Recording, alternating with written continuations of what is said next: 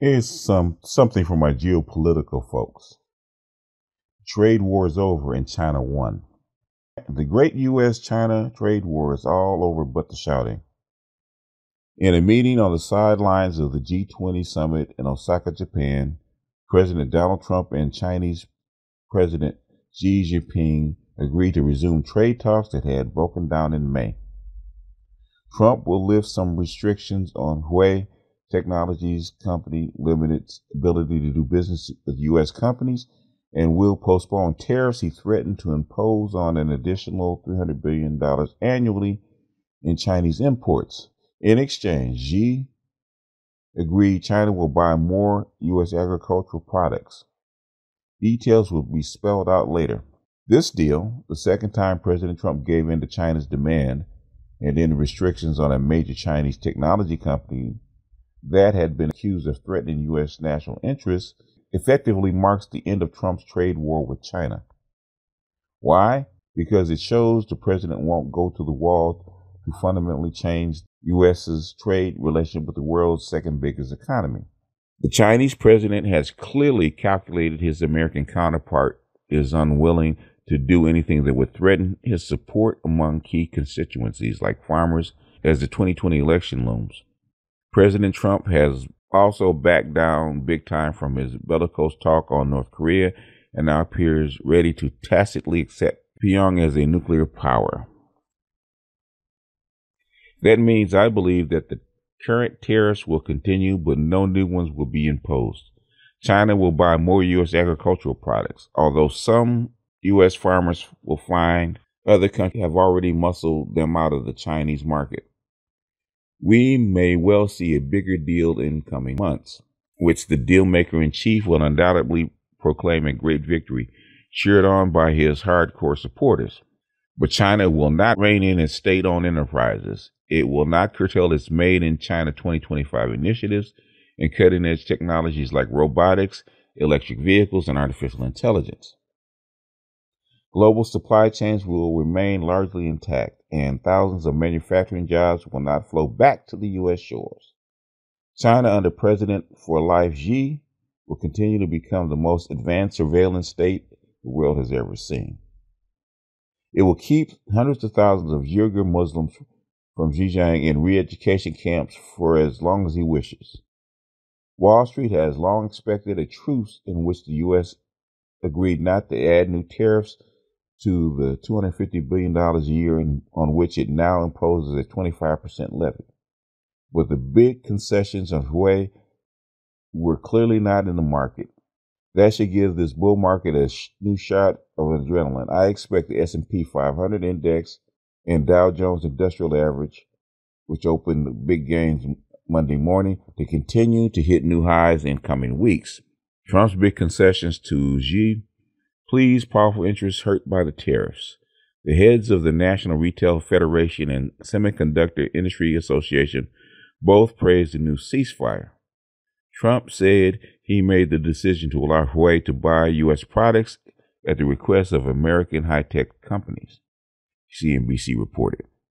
Meanwhile, National Security hawk Senator Marco Rubio fiercely denounced the deal on Twitter. If President Trump has agreed to reverse recent sanctions against Huawei, he has made a catastrophic mistake, the senator tweeted on CBS News Face the Nation. I got to watch that.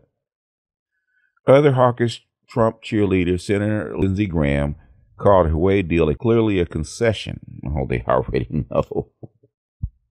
To be blunt about it, I think the Chinese will see the United States as having blinked a bit, former Australian Prime Minister Kevin Rudd told CNBC's Squawk Box Monday morning. I think the takeout message from Osaka will be, President Trump really wants a deal, the China expert and fluent Mandarin speaker concluded.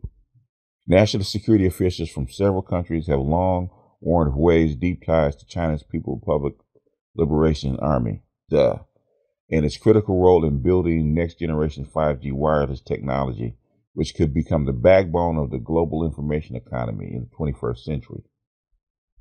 Administration officials have scrambled to assure everyone that Huawei will still be barred from any activities that imperil national security. Yeah, bullshit.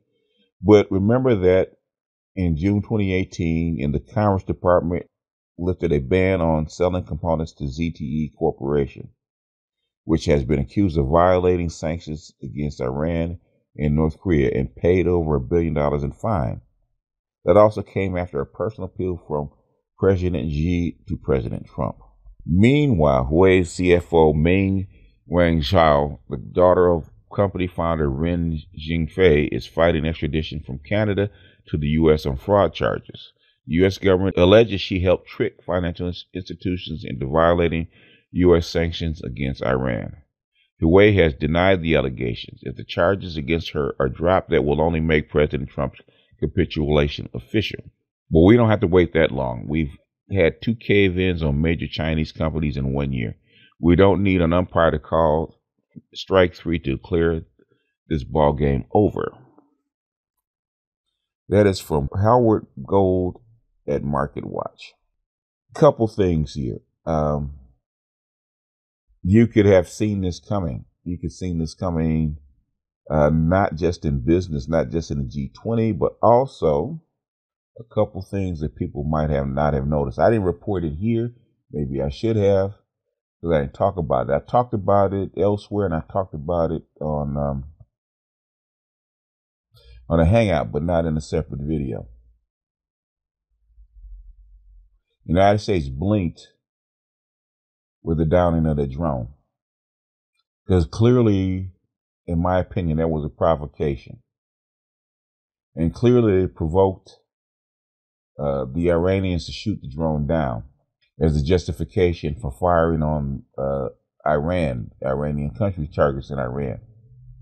Okay, President Trump administration killed that order against the protestations of John Bolton, from what I understand.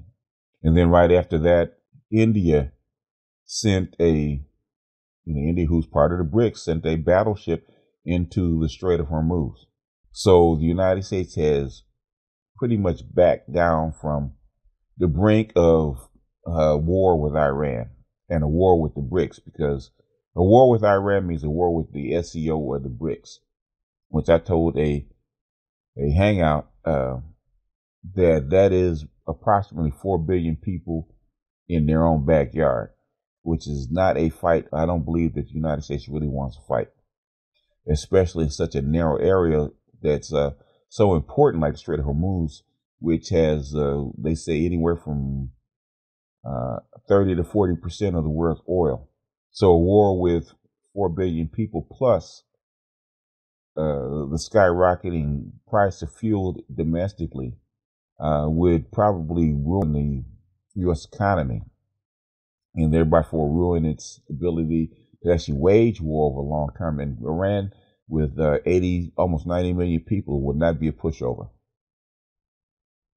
And Iran, with help from China and Russia, will not be a pushover. And you're going to be there for years. So in my opinion, the U.S. wisely backed down from that stance and went back to negotiating. But the thing is now that you back down, you also have to back down in business. And I think this is part of it. I could be wrong. They sent Raptors to the Gulf. I think they sent Raptor 22s to the Gulf.